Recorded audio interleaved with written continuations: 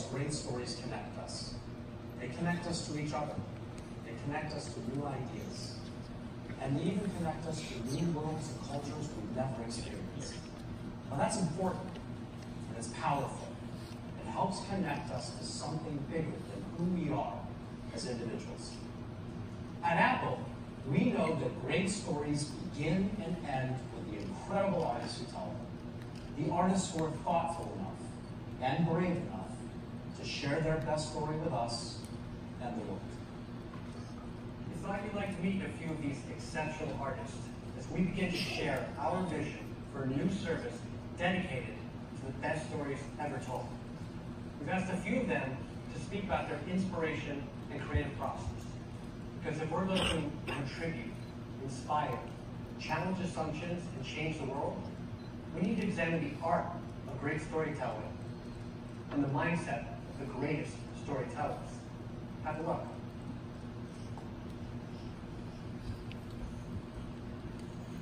Want me to help you find your opening?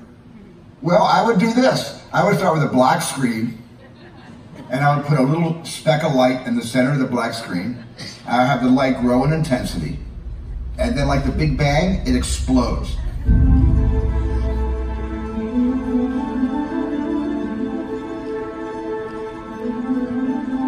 Life often makes no sense.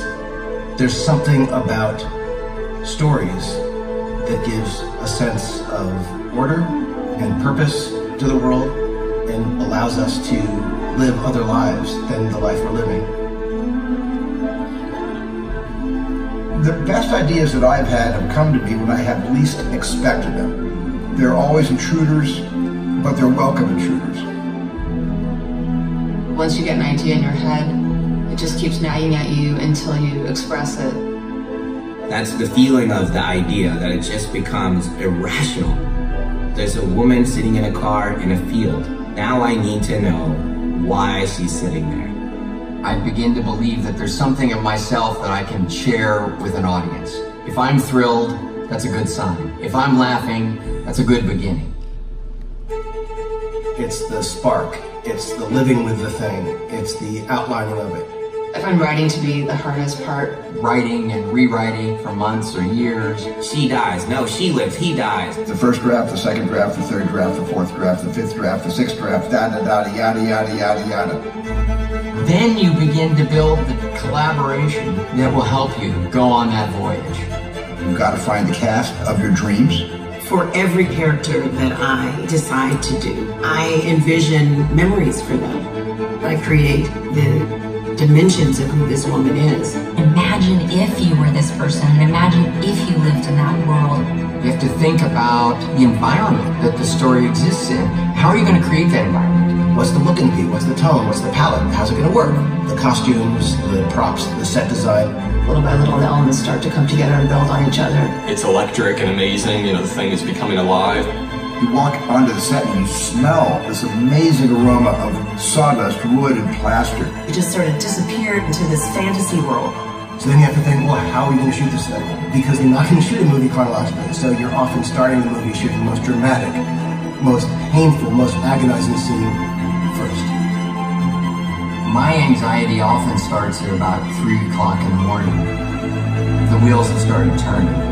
There is an excitement and a dread. You definitely go in with a very concrete sense of what you're aiming for, then you have to be willing to throw it all away. Nothing I'm doing is good, nothing is working.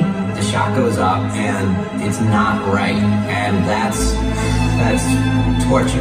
It's not a big deal when it's just you and a pad of paper, but when it's countless numbers of talented people who are all waiting around and the sun's going away. You're under so much time pressure and you're kind of holding your breath. Tick, tick, tick, tick, tick, tick, tick. The pressure is on and it's horrifying. Fear is good. At least for me, it's good. The fear of failure is a kind of octane that keeps me wanting to stand on the edge of the abyss, but at the same time not plunge to my career death. It's all falling apart, and a new possibility appears. There are those moments when the actor is sitting there and she's doing the thing that inspired you months, sometimes years earlier. Everyone is quiet and the crew's just focused and everyone's done their job to get you to this moment. Somehow everything is in sync. There's truth pumping through your veins and into the story that you're telling.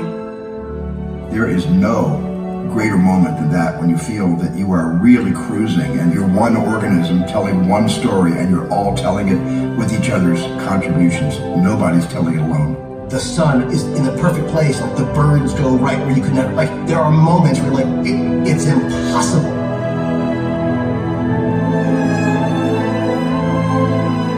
Finally, you wrap the project, and then it goes out into the world, and you hope that all of these decisions that you were part of, that you collaborated on, it will move people and touch people in a way that it seemed like it was inevitable. Nothing works if the themes don't connect with the audience. They have to. Sharing stories with one another makes us feel less alone. Everyone deserves to have their story be told. That's what makes us special. It's a tapestry of who we are as human beings. To become involved in someone else's life. That's the idea of what a story should be. A story should make you forget your surroundings, should make you forget your agenda, your day, and hopefully makes you forget yourself.